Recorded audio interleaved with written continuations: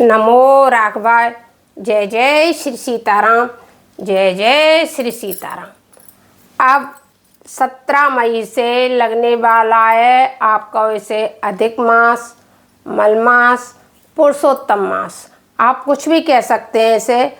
हमारे सनातन धर्म में इसके सारे नाम सभी सनातनी भाई बहन जानते हैं और इसका महत्व है। जो लोग कहते नहीं है सभी महीनों में सर्वश्रेष्ठ है पुरुषोत्तम मास। तो पुरुषोत्तम मास में अब हमारे यहाँ सबसे सर्वश्रेष्ठ है तुलसा जी। तुलसा जी का कितना महत्व है यह आप समझ नहीं सकते हैं कि तुलसा जी का कितना महत्व। तुलसा जी का महत्व आप क्या करें, आपके घर में ये तुलसी की लकड़ी हो, जैसे भी कभी भी हमने कई बार कहा है कि तुलसी की लकड़ी कभी भी भूल करके मत फेंका करो। कभी भी जैसे आपके घर में ये तुलसी सूख जाती हैं, इन तुलसियों को कभी मत फेंका करो। बड़े काम की बहुत ही ज़्यादा तुलसी के देखो कितने फायदे हैं। यदि तुलसी के फायदे हमारे यहाँ इतने बताए गए हैं, बहुत ज़्यादा हैं। यदि स्नान के समय, ठीक है, यदि स्नान के समय तुलसी शरीर पर हो तो सभी तीर्थों के स्नान का फल हमें प्राप्त हो जाता है। यदि तुलसी जी जैसे ये कंठी नहीं है जो आप देख रहे हैं, ये जो सीताराम लिखा हुआ कंठी के, ऐसी कंठी हम आप लोग भी जरूर पैर रखी होगी। हमें पता है वही इस वीडियो को देखेंगे जो पूर्ण सनातनी होंगे और तुलसी की महिमा जानते होंगे। नहीं तो थोड़ा सा खोलेंगे पूरी वीडियो देखेंगे भी नहीं और तुरंत बंद कर देंगे, कहेंगे ये तो सब बकवास है, ऐसा करके बंद कर देंगे। लेकिन स्नान के समय तुलसी यदि शरीर पे हो, कंठ में हो, कहीं भी हो स्नान के समय, तो इसमें सभी तीर्थों का पूर्ण फल प्राप्त हो जाता है। और भोजन के समय जैसे अपन भगवान के प्रसादी में नहीं डालते हैं तुलसा जी, तो भोजन के समय यदि तुलसा जी की लकड़ी भोजन में हो तो वह क्या बन जाता है, यज्ञ बन जाता है। वह भोजन नहीं रहता है, वह यज्ञ की प्रसादी के समान हो जाता है यदि भोजन में तुलसी जी डली हो। और भगवान को तो प्रिय है ही, यदि भोजन में तुलसी पड़ गई तो वह भगवान का भोग बन गया, प्रसादी बन गई। तो स्नान के समय तीर्थों का फल, भोजन के समय प्रसादी का फल और हवन के समय ये तुलसी का उपयोग कर लेते हैं। हवन में कैसी लकड़ी लो आप, जैसे हम ये बाती बना रहे हैं तुलसी, हमने बहुत सारी बातियाँ बना भी ली हैं, आपको दिखा भी दें। देखो हमने कितनी सारी अभी बाती बना ली और बनाने जा रहे हैं। देखो कितनी सारी हमने बना ली बाती और बना रहे हैं।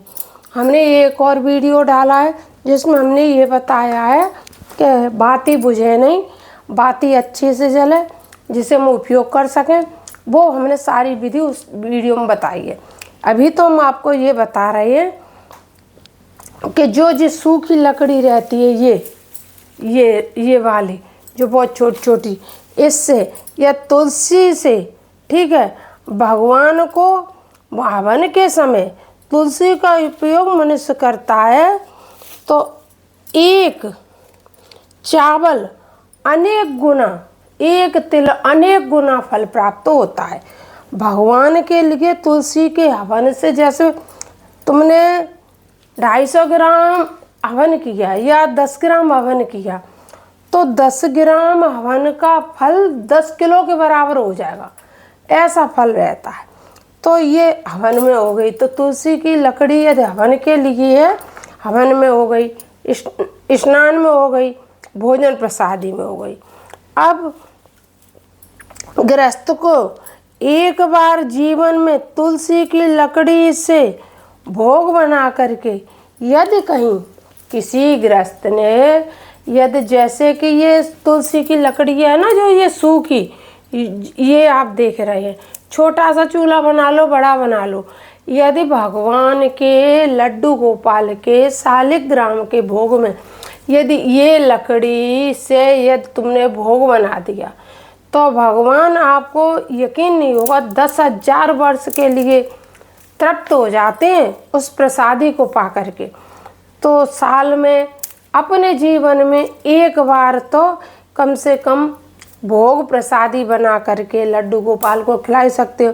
दूसरे कभी कभी ऐसा भी हो जाता है कि कभी हम किसी कारणवश सूतक पातक कहीं चले गए, तब भी हमारे भगवान को बाई चांस, वैसे तो जयवरी लोग होते हैं जो अपने ठाकुर जी को छोड़े बगैर भोग के, लेकिन फिर भी कोई सूतक पातक ही हो गया घर में, तो जब हम भगवान को भोग नहीं लगा पाते हैं तो भगवान हमारे एक बार तुलसी की बनी हुई लकड़ी की भोग प्रसादी पा करके तृप्त हो जाते हैं, बिल्कुल तृप्त हो जाते हैं।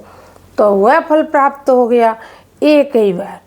और यदि तुलसी की लकड़ी के घिस करके, तुलसी की लकड़ी यदि आपने घिस ली और घिस करके, और घिसा क्या जाता है जैसे हम तुम्हें बताएं, जैसे ये ढूंढ है ना डंठल, ये डंठल अभी हम जब सब कर लेंगे फिर पीछे से इतना इतना डंठल रख देंगे, और डंठल की हमने वैसे छोटी वीडियो डाल रखी है और हम बना के डाल देंगे बड़ी।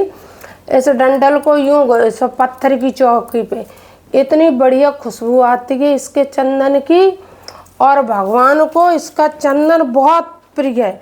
तो मलियागिरी चंदन भी इससे बहुत पीछे रह जाता है। बस शालिग्राम को, लड्डू गोपाल को, श्री हरि विष्णु को, जिस किसी की भी आप पूजा करते हो उसको यदि आप इस तुलसी की लकड़ी का चंदन लगा देते हैं तो आपको मलियागिरी चंदन से भी अधिक पुण्य प्राप्त होता है। और जो लोग तुलसी का दर्शन कर लेते हैं,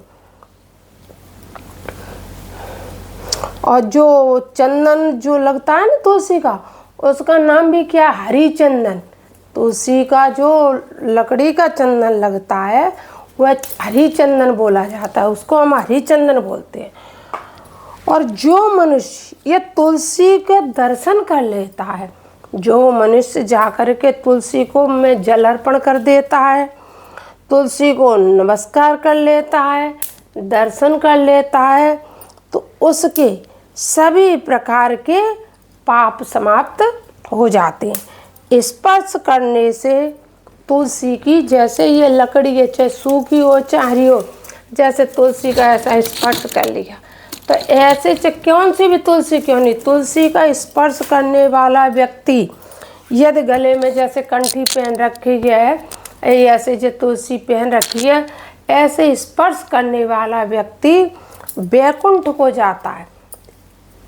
ये नहीं है कि हम पहन रखी इसलिए बोले, नहीं, किसी भी व्यक्ति ने पहन रखी हो तो तुलसी की लकड़ी की जो कंठी पहनी जाती, बहुत से लोग कंठी पहनने में शर्माते हैं, बहुत लोग शर्माते, अरे कंठी पहनेंगे, अबे हमारी उम्र है कंठी पहनवे की। भैया कंठी के लिए कोई उम्र नहीं होती है, कंठी के लिए तो कोई उम्र है ही नहीं, कंठी तो कंठी है, वह तो भगवान के नाम की का पट्टा है, उस पट्टे को ये धारण कर लेते। हाँ, ये जरूर है, उसकी साधना है।